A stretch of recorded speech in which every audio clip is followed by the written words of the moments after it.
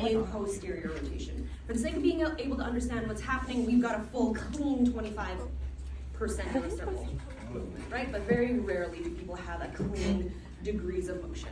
Now in neutral, they're going to start same length as their unaffected leg. They're going to sit up, their legs are going to grow the same length, and then they're going to come back down. But when you're dealing with an anterior or a posterior rotation, so Ryan had an anterior rotation, right? So his leg was longer. His leg was longer. This is crazy. So his leg started longer when he was in supine. Right?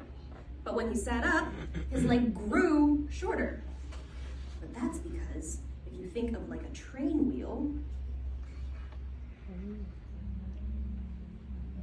right? So think of it, even though the hips are not a perfect circle, it functions as a circle. Right? So if he had, or if anybody has a posterior rotation, so we start, yes, posterior, there you go. There we go. Posterior rotation in supine, their leg starts shorter, and hopefully we'll come across one when you guys do your assessments with each other. Starts shorter, and then when they sit up,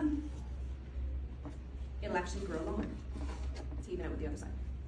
Now what you guys observed just now is what you need to know for your exams and tests, like if they have a posterior rotation, when they do the long sits test, what happens to their leg. So that's what you need to know for answering those questions. But there's two more things for you to keep in mind if you're gonna apply this to real world practice. Now, as I mentioned, it's very rare that somebody has a very clean posterior rotation all the way over, right?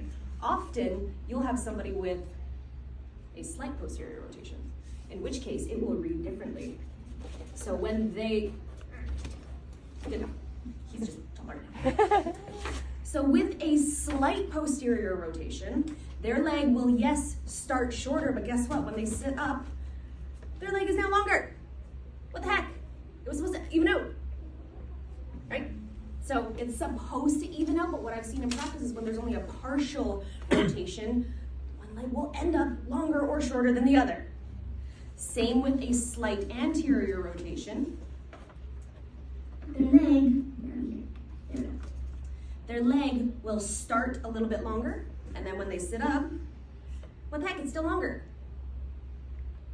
right? So it's either shorter and it grows to longer, still a posterior rotation, but if it starts longer and it ends longer, still an anterior rotation.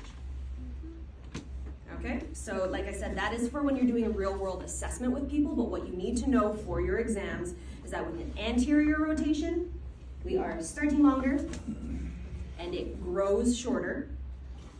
And with a posterior rotation, it starts shorter